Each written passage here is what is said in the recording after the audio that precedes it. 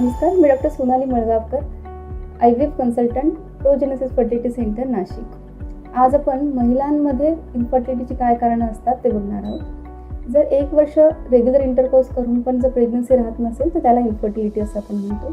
तर इन्फर्टिलिटीची कारणं बघण्याआधी प्रेग्नन्सीसाठीची normal process काय असते हे समजणं आवश्यक आहे. तर महिलांमध्ये महिन्याला एक स्त्रीबीज वाढतं. परिपक्व झालं का ओव्युलेशनद्वारे ते फुटून गर्भनलिकेत येतं.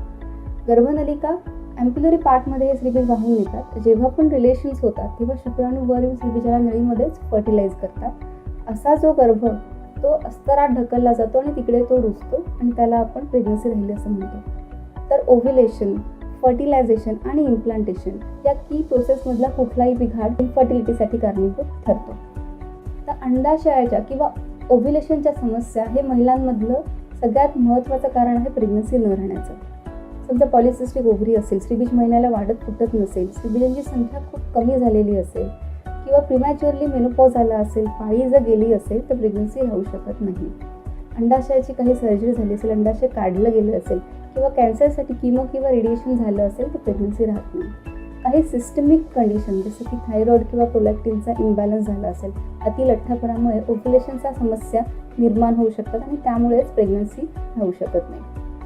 गर्भनलिकेचे काही आजार जसं की दोन्ही गर्भनलिका जर ब्लॉक असतील, दोन्ही नळ्यांमध्ये जर पाणी म्हणजे हायड्रोसल्फिन झालं असेल किंवा संतती नियमनासाठी जर ट्यूबल लायगेशन झालं असेल, प्रिव्हियस एक्टॉपिकमुळे जर ट्यूब काढली गेली असेल किंवा काही इन्फेक्शन जसं की ट्युबरक्युलोसिस, सेक्शुअली ट्रान्समिटेड इन्फेक्शन जसं की गोनोरिया, क्लॅमिडिया यामुळे ट्यूबचं फंक्शन अफेक्ट होऊन प्रेग्नन्सी राहू शकत नाही.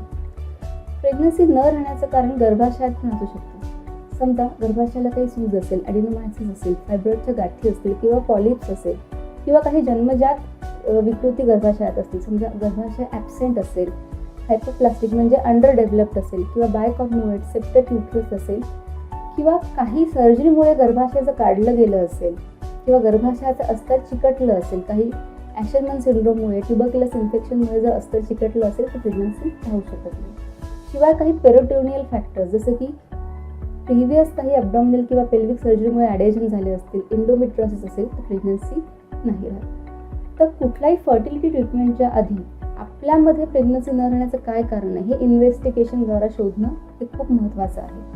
प्रोजेनेसिस फर्टिलिटी सेंटर आपके खुशियों का साथी. प्रोजेनेसिस फर्टिलिटी सेंटर आपके खुशियों का साथी.